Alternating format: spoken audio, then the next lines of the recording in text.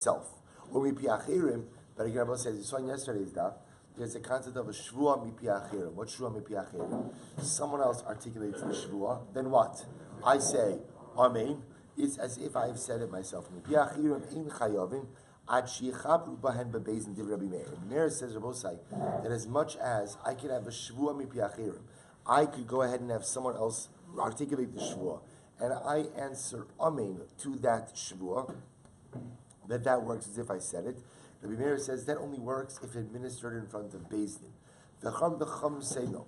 Bein mipi atzmo, bein mipi achirim, einon chayavan ad sheyichabru bahen bebeis din. Rabbi say comes along the Chachamim, and the Chachamim say whether you are taking this oath yourself, whether you are going ahead and having this oath administered by others, Shevuos Ha'edus could only be administered in Beis Din. So we'll say fundamental machlokes between Rabbi Meir and the Chachamim. Weiter, v'chayavin al zadon shvua, and I will say one is obligated, or I should say one is liable. Ultimately, even if one takes this shvua intentionally, in other words, let me say that a little bit better. One is chayiv, even if one intentionally takes this shvua, knowing full well that they do in fact have edus. In other words, you're chayiv for a carbon ola v'yored, even if you intentionally lied, which I will say is quite unique, because up until now, anytime there's been carbonic liability for a shvua, has usually been in a case of unintentional violation. What the Mishnah seems to be telling me over here is that halacha l'maisa, even if I intentionally violated the shvuas edus. So Reuven comes to me, says, Silber, you know edus for me? I say, no, I don't, and I'm lying. I do, and I know that I'm lying. I'm still chayiv a carbon ola v'yored. Next, v'ashigasa im zadon ha'edus. Now listen, this is an interesting case. Shigasa zadon ha'edus is the following case. Let's say again, I know full well that I'm lying, meaning I know that I do know edus on behalf of Reuven. I'm lying, but I'm a shogeg. So what am I a shogeg about? I'm a shogeg about the liability for a shvuas ha'edus. So I don't know the punishment for a shvuas ha'edus. We'll say that's called shogeg, and therefore again in that case I will be chayiv as well. Ve'enan chayavin al shigagasa. But I will say I am not chayiv for a full-blown shogeg. If you look at Rashi in the Mishnah, ve'in chayavin al shigagasa, it's about halfway down the page in Rashi. Im shogegim heim legamre, kisvurim shela in yodim lo eidos va'achar kach niskaru sharayinusin heim lo karina bu nishman l'shagis. We'll say this is a case where let's say I'm a full-blown shogeg. What's a full-blown shogeg? I thought I really didn't have any eidos on behalf of Reuven, and then it turns out that what? Later on, I remember that I do. So then in a case like that, that's called a regular shogeg.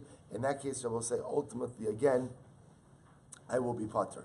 So we'll say, so again, what is it that we're chayiv for? In other words, azadon shvua. So in any case where the Mishnah said that one is chayiv for intentional violation of the shvua, what am I chayiv? Carbon ola v'yored. We'll say I am chayiv ultimately again a carbon ola v'yored. Good. So the Gemara goes weiter. The Gemara goes weiter. Minhani mili. We'll say, from where do we know this? Now, from where do we know what? So the Gemara starts off by asking, from where do we know that a woman is not permitted to give eidos? Remember again, the Mishnah began by saying that the Shevuos Ha'edus applies to men but does not apply to women. The Pashtus, the reason for that is because women don't give testimony. Women can't be an aid. So from where do we know that a woman cannot serve as a witness? To which the Gemara says, the Torah Banan, Va'amdu Shnei Ha'anoshim. The pasuk says, the two men will stand. The two men will stand. Now the pasuk says, "Va'amdu shnei anashim shalom ariv lifnei Hashem." So he says the Gemara, "Be'edim hakasav medaber." Interestingly enough, as much as one would not have necessarily thought that from the context of the pasuk, but the Gemara understands that the two men standing is a reference to witnesses. To witnesses. So the Gemara says, and we'll say, how does the Torah describe the witnesses? "Va'amdu shnei ha'anashim." Anoshim refers to men. Therefore, the Gemara seems to be dashing over here, anoshim velo noshim, men and not women. So the Gemara says, be'edim hakasav medaber. The pasuk is talking about witnesses. So the Gemara says, atom be'edim ha'ina ela b'balei dinin. Well, how do you know that? How do you know they were talking about edim? Maybe the Gemara is talking about balei dinin, right? Maybe the Gemara is talking about the litigants themselves. Kishu omer asher lahem hariv. Because when the pasuk says later on, those who have the fight, those who have the argument. So it's actually quite interesting. The Gemara is like dividing up the pasuk over here. It's va'amdu shnei ha'anashim. The two men will stand. The Gemara is positing those two men refer to the witnesses. Asher lahem hariv, who have the quarrel with one another. The Gemara understands that refers to two other men who are the people ultimately again who have the actual argument with each other. So the Gemara says Asher hariv hariv balei dinin amar hamani mekayman shnei ha'anashim. So also when the pasuk says that the two men will stand before the Beis Din, who is that a reference to? Be'edim hakasav medaber. The Bible says that refers to the witnesses, and therefore you see the Torah refers to the witnesses as anoshim, as men. So from here we see that only men can serve as witnesses and women cannot. And if you would like to say the following, Ne'emar kan shnei, it says over here, Rabbi says shnei by shnei anoshim, v'ne'emar lahalon shnei, and it says later on api shnei edim. Right? So it says shnei later on, ma lahalon be'edim, just like the second shnei is a reference to witnesses, afkan be'edim. So too over here, va'amdu shnei ha'anoshim is a reference to witnesses as well. So the Gemara says, Mayim nafshecha lomar. What does that statement mean if you would like to say? V'chi tema medelo kasav v'asher lahem hariv kulikra bebalei dinan mishtoi. So the Gemara says the following. The Gemara says, what does that last phrase mean? Perhaps you'll say the following. Midelo kasav v'asher lahem hariv kulei kra bebalei dinan mishtoi. So the Gemara says, since if it wouldn't have said asher lahem hariv, I would have said that the entire pasuk ultimately is referring to the balei din. In other words, the Rebbe said at the end of the day, the simple way to read that first pasuk of va'amdu shnei ha'anoshim asher lahem hariv is not to place a comma between shnei ha'anoshim and asher lahem hariv. The Pashtos is referring to the same people. So the Gemara is saying, even if you don't like my drasha, that va'amdu shnei ha'anoshim refers to the witnesses, asher lahem hariv refers to the litigants. Okay, there's another way to prove it. Ne'emar kan shnei v'ne'emar lahalon shnei. Ma lahalon be'edin, afkan be'edim. So it says over here, Abosai, by shnei ha'anoshim. It says later on, by shnei edim. Just like shnei in the second pasuk refers to the witnesses, so too shnei in the first pasuk refers to witnesses as well. So Abosai, so it seems to be based on what the Gemara is saying over here. We're learning out the concept of the fact of the fact that women cannot be edim from the simple pasuk va'amdu shnei ha'anoshim, and the drasha seems to be anoshim below nashim, men and not women. Okay, Tanya Idach. So once we have another brisa that supports this. What's the other brisa? Tanya Idach va'amdu shnei ha'anoshim be'edim hakasav medaber. So we'll say another brisa that supports this same idea. The pasuk says the two men will stand. So the pasuk is talking about witnesses. So you're saying it refers to witnesses, but maybe not. Maybe it just refers to litigants. I don't understand. Why would it just say referring to litigants? Only two people could be litigants, but three cannot. In other words, it doesn't make sense to place a cap on the number of litigants in a particular case. Furthermore, if you would like to say as follows. Nemar kan shnei, v'nemar lahalon shnei. It says over here, I will say, va'amdu shnei ha'anoshim, and it says later on, api shnei edim, ma lahalon be'edim, afkan be'edim. Just like later on, it's a reference to edim, so too over here, it's a reference to edim. To which the Gemara says, ma'im nafshecha lomar. What does it mean if you want to say, maybe you'll say that the first pasuk is a reference to the litigants, right? The plaintiff and the defendant. To which the Gemara says, you could fall back on a second drasha. It says shnei over here, amdu shnei ha'anoshim, and it says shnei later on, va'amdu shnei ha'idim. So api shnei edim, ma lahalan be'edim, afkan be'edim. Okay, so we'll say, Tanya Idach. We're just quoting multiple braisos that all support the initial drasha. The initial drasha of va'amdu shnei ha'anoshim, the two men are referenced to Edim, will stand before Beis Din. Ultimately, again, darshaning from here, anoshim velo nashim, that the ability to be witnesses is something that is for men and not for women. And we're just quoting, again, multiple braisos which support this same assertion. Tanya idach, another brisa, va'amdu shnei ha'anashim beidim hakasav medaber. The brisa says now the two men will stand beidim hakasav medaber at omer be'idim o eino ele beba'alei dinin. So how do you know it's referring to witnesses? Maybe it's referring to litigants. So the Gemara says, "V'chi anoshim ba'in ledin, noshim ein ba'os ledin."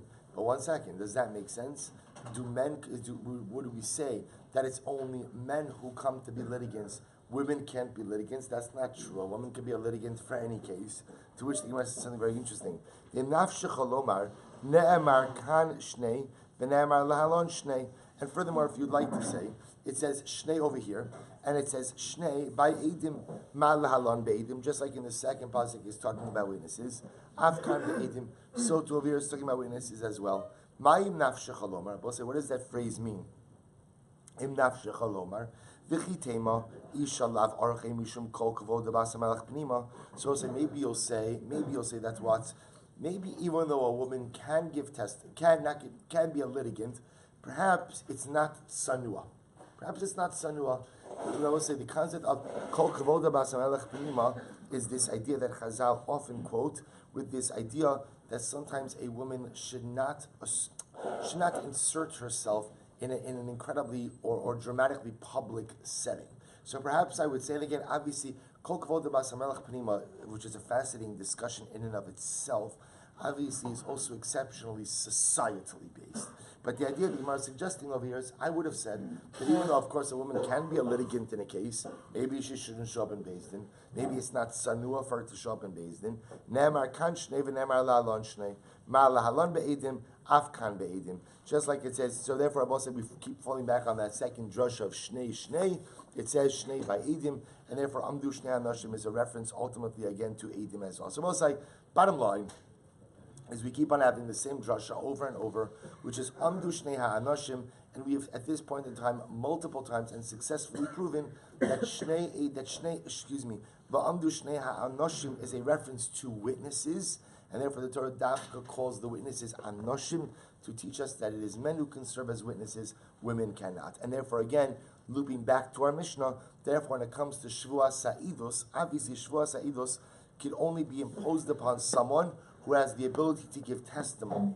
But someone who does not have the ability to give testimony, ultimately, again, cannot have the Shevuos Eidos placed upon them. We'll say also, just remind you, Said pointed out to me, the actual time for the start of the fast is 6:13. 13? Good, 6:13. So, 13 minutes. Good.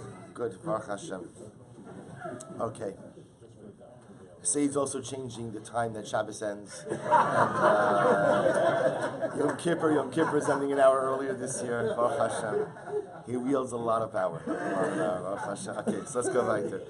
So it says the Gemara, Tanur Rabbanan. So we'll say now we're going to do a couple of this for the next block. The Meretz Hashem is actually going to be nice because we're going to go back to like a little bit of what we'll call like regular sugyas, so to speak. So it says the following: Tanur Rabbanan, V'amdu shnei ha'anoshim. So we'll say now we'll get into some of the mechanics. It's actually interesting, some of the mechanics as to the way that Beis Din works. So va'amdu shnei ha'anoshim, the two men will stand. So now that we've proven that those two men are witnesses, so the Gemara Darshans over here, so this is interesting. After we prove that they're witnesses, right? The Gemara takes a step back and looks at that pasuk as referring to litigants. Mitzvah b'alei dina sheyamdu. There is a mitzvah upon the b'alei dina, mitzvah upon the litigants that they should stand. That ultimately, again, when having their case adjudicated, they should stand. So Rabbi Yehuda says, but I heard that if the Beis Din wants to seat both of the litigants, they have the right to do that. But what is aser? So the Gemara says, Eizuhu aser, shlo yehei echad omid ve'echad yoshev.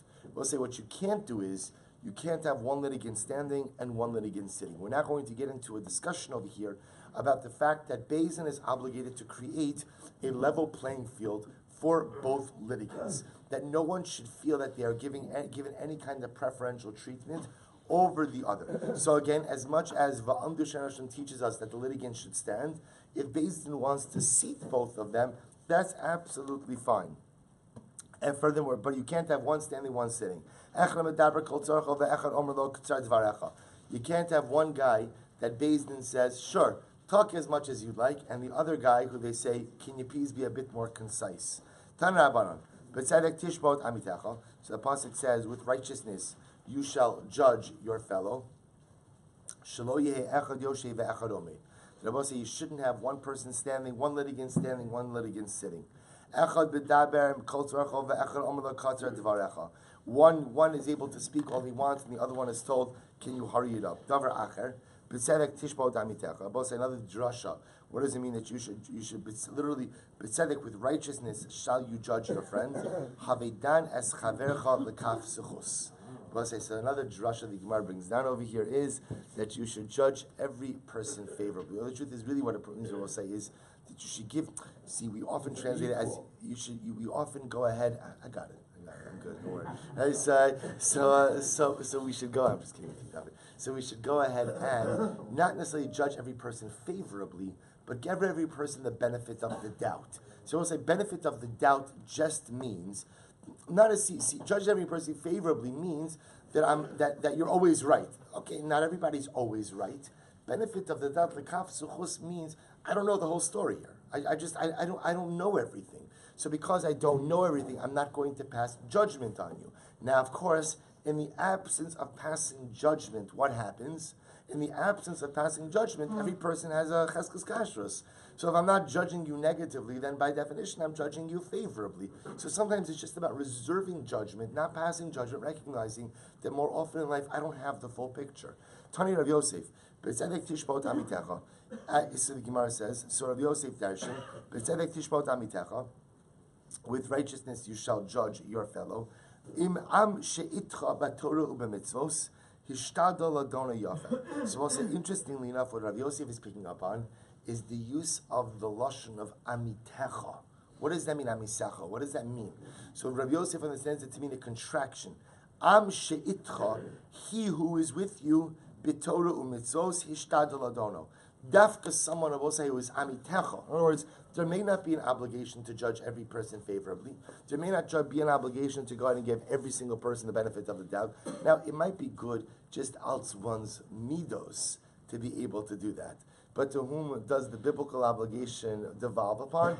Am she'itcha b'torah u'b'mitzvos. Those ultimately, again, who are with you in the observance and in the reverence for Torah and mitzvos, those are the people ultimately, again, you should give the benefit of the doubt, you should judge favorably. The idea being that someone who is embedded in a framework of Torah and mitzvos hopefully is a holy individual, hopefully is a spiritual individual, hopefully is a good individual, refined individual, and therefore they are by definition deserving of your kaf suchos judgment. So the Gemara goes weiter. Ula breid Rav Eloi, hava leidina kamed Rav Nachman. So listen to this case. Ula, the son of Rav Eloi, had a case, had a judgment, a din Torah, in front of Rav Nachman. Shalach le Rav Yosef. So we'll say, listen to this. So Rav Yosef sent the following message to Rav Nachman. Ula chaverenu amis b'Torah u'b'mitzvos. So we'll say, listen to this. Rav Yosef sent a message to Rav Nachman. Rav Nachman is the dayan, and he sees in the docket that Ula's case is coming before him in the judicial docket. So he gets a message from Rav Yosef. Ula, our friend, is steeped, right? Ula is our friend, is steeped in Torah and mitzvos. So Rav Nachman says, Amar lei, l'man shalach li. Why did Rav Yosef send me this message? So Rav Nachman, remember, is the dayan. Dayan has to remain impartial. So ultimately, Rav Nachman asks, why did Rav Yosef send me this message? L'chanufe lei? Ultimately, is he telling me because he's trying to slant judgment in favor of Ula? Hadra Amar, he said, no. I understand why he sent it to me. Lemishra b'tigrei. We'll say, look at the last Rashi on the daf. Lemishra b'tigrei. Ki deprecious in ba din acher lefanai afsok as zetchila. We'll say, as much as we do not give preferential treatment inside the courtroom itself, if a Talmud Chacham is coming ultimately for a din Torah, we will not give him preference inside the courtroom, but we will give him preference in the order in which his case is heard. So if a Talmud Chacham, if there are 5 cases in the docket, and one of them concerns a Talmud Chacham, a Torah scholar, we move his case to the top of the docket. So Rav Yosef, therefore, Rav Nachman understood that Rav Yosef must have been sending this message to tell him, all his cases in the docket, move him to the top of the docket.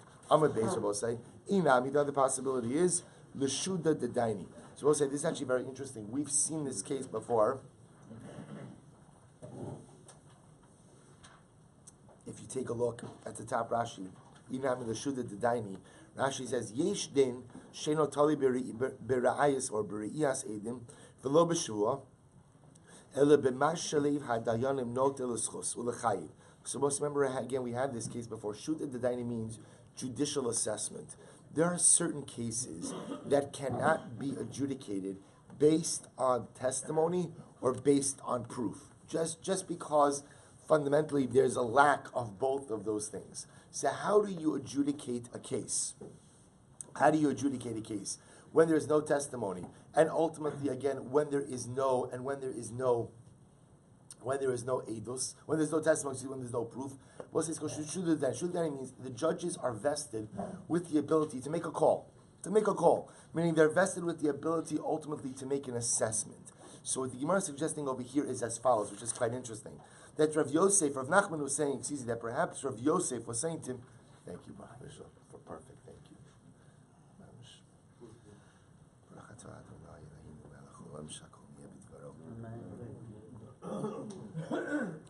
Thank you. I need a bigger stender. So the Gemara says the following. So the Gemara says also the other possibility over here is that Rav Yosef was sending Rav Nachman this message just to say that if for some reason you can't adjudicate Ula's case based on testimony or based on proof, I'm almost serving as a character witness. I want you to understand that at the end of the day, Ula is a good man. So I will say, so remember that when it comes to Shuda Dedaini, so ultimately, again, character witnesses will be of exceptional importance. Okay, Amr Ula. Ula says the following. Machlokes b'bali dinin. The machlokes that we mentioned before, of B'tir Yehuda and Chachamim, is only by litigants. Aval be'idim divrei hakol ba'amida. So I will say, the machlokes before about whether or not litigants sit or stand, that's by litigants. When it comes to witnesses, everyone agrees that the witnesses deliver their testimony standing. Where do we get this from? D'chsiv va'amdu shnei ha'anoshim. Because of us, the pasuk says the two men will stand, and what did we just say before? We said that anoshim ultimately again refers to the witnesses. Amar Rav Huna, machlokes b'shas masu matan. Furthermore, Rav Huna says the machlokes is when there is an exchange. Say masu matan means when there is an exchange ultimately again between the Beis Din and the witnesses. However, b'shas gemardin divrei hakol dayonim b'yeshivo balei dinin ba'amida. Rabbi say at the time ultimately when the verdict is delivered, everyone agrees that what dayonim b'yeshiva, the judges sit, u'ba'alei dinin, and the litigants stand. D'chsiv vayeshev Moshe lishpot es ha'am vayamot ha'am. That ultimately again Moshe Rabbeinu sat to judge the nation, and the nation stood. Lishnach rina. But another possibility is machlokes b'shas masa umatan.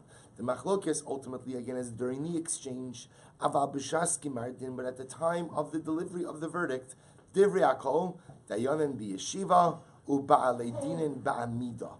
We'll say in this version it's not the edin, but rather again it's the ba'alei dinin. So everyone agrees the judges sit, the ba'alei dinin, the litigants, right? The litigants stand. So the Gemara says daha edim ki gemar din damu. Because I will say ultimately again when the witnesses give their testimony, that's like the equivalent ultimately of the gemar din, uksiv buhu, and it says va'amdu shnei ha'anoshim. And ultimately, again, it says that the witnesses will stand. So we'll say, therefore, we see that halacha l'maisa again at the time of the gemar din, halacha l'maisa, the ba'alei dinim. Ultimately, again, the litigants stand. The dayanim, the judges sit at the time the witnesses give their testimony. They stand as well. We'll say just one moment. And they sit, they stand as well. That's it. 6:12. No. Good. Okay. I'm not going to get to the fourth, but okay, good. We'll say weiter. Divisu d'Rav Huna habile dina kamay d'Rav Nachman. So also listen to this case. The wife of Rav Huna had the following case, had a din Torah in the front of the basin of Rav Nachman. So this is actually a fascinating case. Amar heichi navid. So Rav say Rav Nachman had the following problem. What's the problem? What should we do? Ikum mikamo.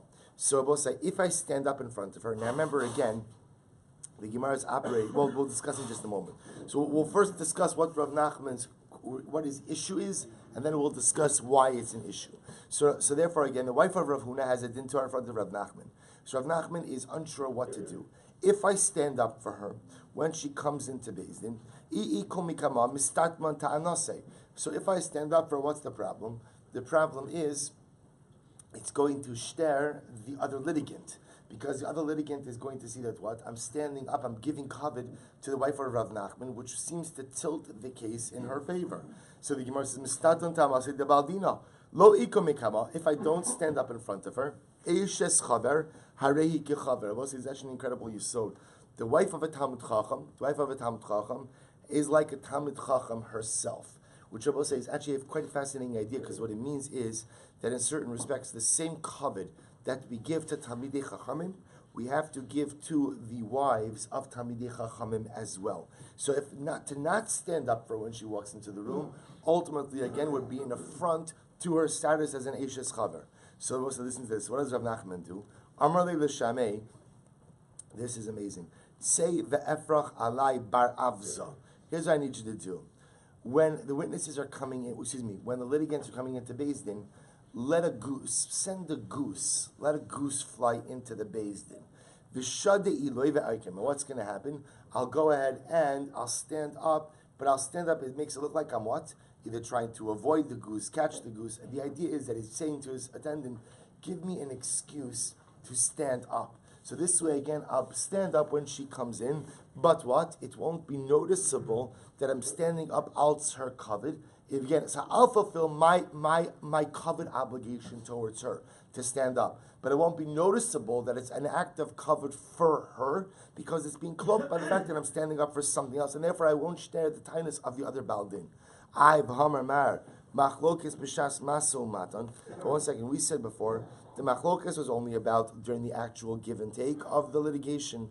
Aval b'shas gemardin divrei hakol dayanim b'yeshiva or ba'alei dinin ba'amida. But 1 second, but we said before that when it comes to the gemar din, everyone agrees that the dayanim sit and the ba'alei dinin stand. So how would we address that piece? To which the Gemara said, look at Rashi just a moment. Dayanim b'yeshiva v'haba lachlo kavod hechi avid dekaim. So we'll say at the end of the day, if somebody wants to go ahead and give kavod, how would you do that if the Baalei Dinim themselves are standing? The Yosef command the Shari Masane. Because we'll say essentially what Rav Nachman would do would be to stand up in a way, to stand up and not fully stand up, to stand up like one who is tying their shoes. So we'll say when you stand up like that, so the Maisa, I'm not fully standing up, but I'm standing up enough to be a display of kavod. V'amar, ish ploni ata zakai, ish ploni ata chayiv. So we'll say one could go ahead, the Dayan could deliver the verdict with that type of posture, not standing fully up, but kind of crouching a bit, meaning standing up, but bending down. This would satisfy the obligation of one hand of yeshiva, of sitting, but on the other hand would give him the opportunity to give kavod as well. Amar Rabbi Barafuna. Haitzura merabana va'ama aretz di'islei dina b'hadi adalis. Well, it's another interesting case. Rabbi Rafuna said, if you have a Talmud Chacham, Tzura merabana means a Talmud Chacham who has a din Torah, who has a case against an ama aretz. So we'll say again, so there's a scholar and an ignorant person who have a din Torah with each other. So what's the halacha? Mosvinon le l'tzura merabana. We seat the Talmud Chacham. And of course, we also give the Am Haaretz the opportunity to be seated. But if the Am Haaretz chooses to stand, less lon ba. Well, that doesn't bother us. As Rabbi say, what the Gemara is saying over here is the following: when one of the litigants is a Talmud Chacham, at that point in time, we're going to seat him out of deference to his position. But if we're going to seat him, then what? We have to seat the other litigant as well. But if the other litigant chooses to remain standing, that is his decision. So we'll say, and let's say he chooses to remain standing, doesn't that skew the din Torah? So the answer is no. Why? Because that's his choice. Meaning we gave him the opportunity to sit. They could have both remained seated. If he chooses to stand, so that's fine, and it does not tilt the din Torah in any way. It's not the din Torah in any way.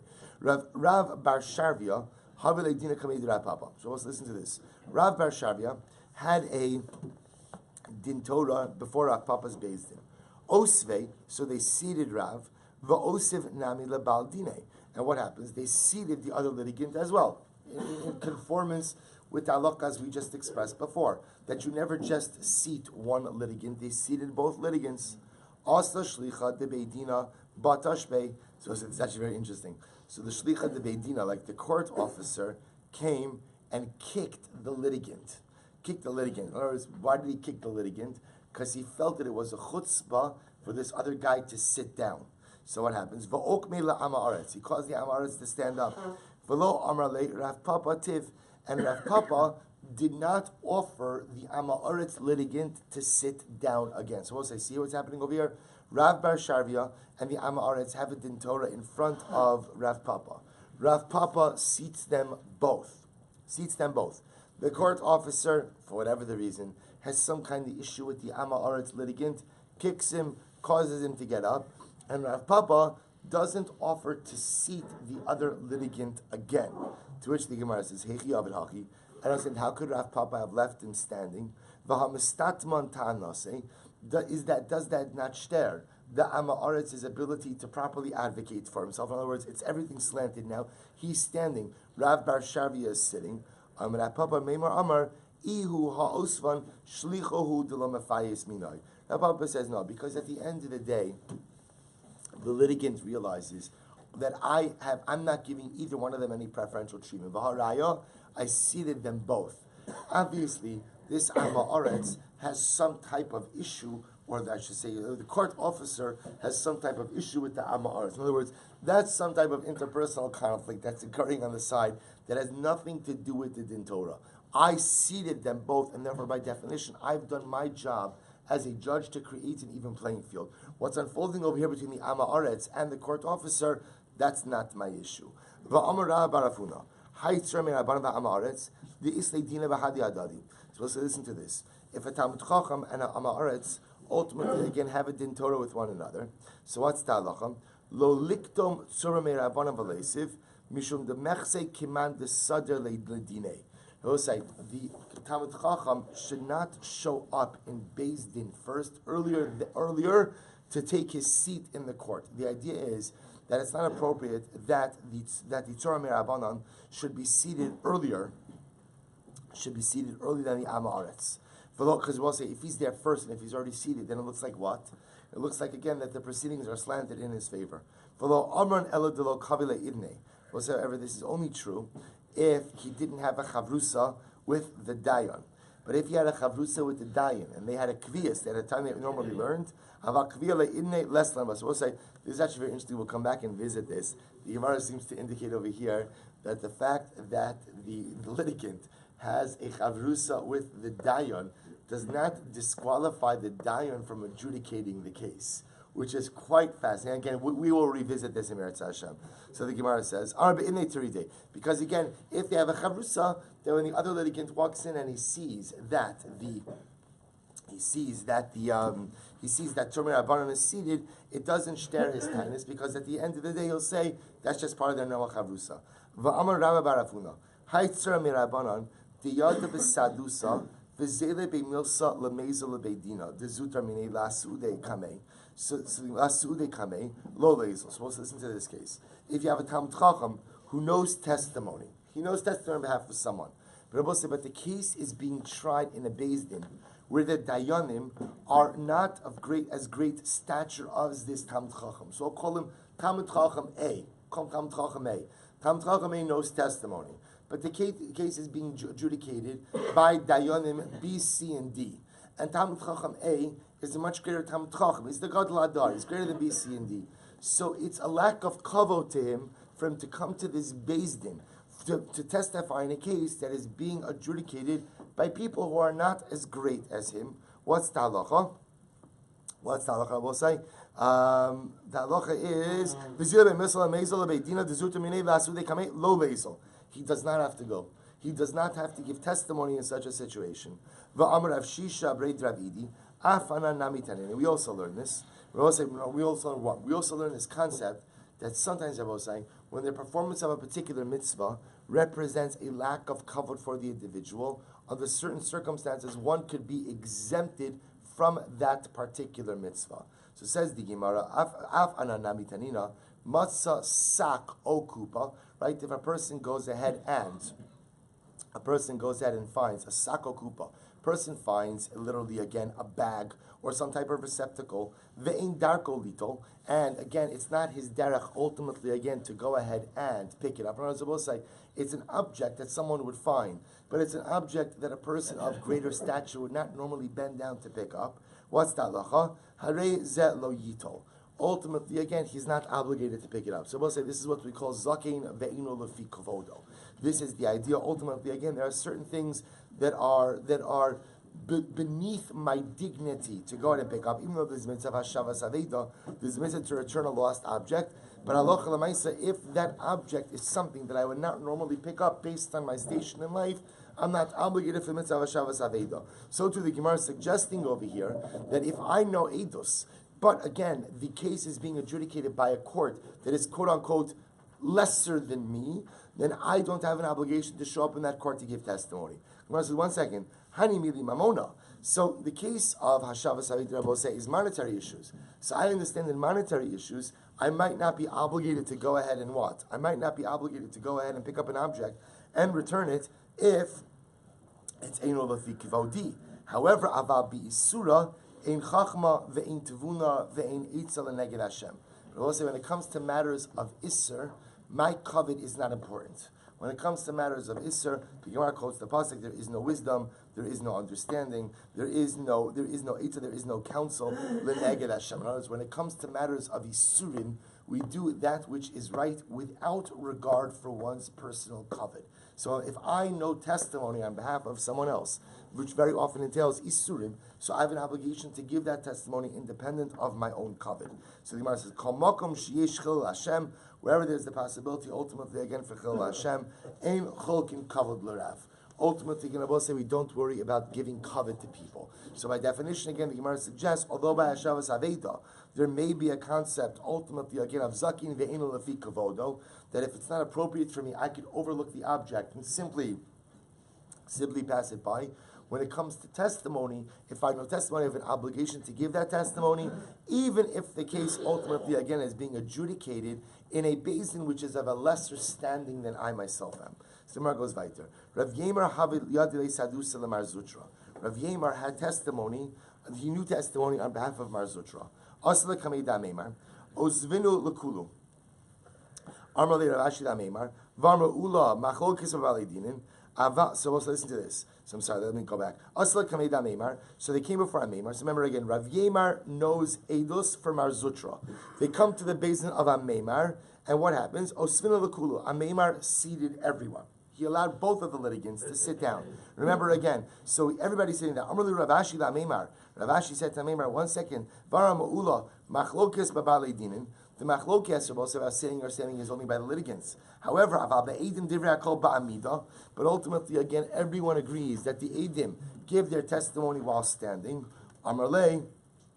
So the shaila, of course, is why is it that at the end of the day you are seating Rav Yemar, right? Rav Yemar was one of the witnesses. Why are you seating him? Why are you seating both? At the end of the day, the witnesses stand. Amalei, listen to this. Hayasei v'hayasei. I will say, you're right. There are two aseis. What are the two aseis? Right? Asei number 1 is va'amdu shnei ha'anoshim, that the witnesses have to stand. Asei number 2, Rabosai, is es Hashem elokecha tira. You shall fear or you shall revere HaKadosh Baruch Hu. And the Gemara Darshans of Baba Kama, l'rabos talmidei chachamim. The Rabosai means that one should honor talmidei chachamim as well. The act of seating Rav Yemar was an act of honoring talmidei chachamim and asay the covered Torah adif. So Rabosai, amazingly enough, Meimar made a call. He called an audible, right? What did he call an audible? He said, I have 2 asays in front of me. Asay number 1 is to go ahead, that the witnesses should stand. Asay number 2 is to give kavod to Talmidei Chachamim. Therefore, again, I felt that the asay to give kavod to Rav Yemar, in this case, seat him, trumps the asay ultimately, again, of having the edim remain standing. All right, so stop over here for today. And Meretz Hashem will continue with more of these details. B'shat tov u'matzlachas tomorrow.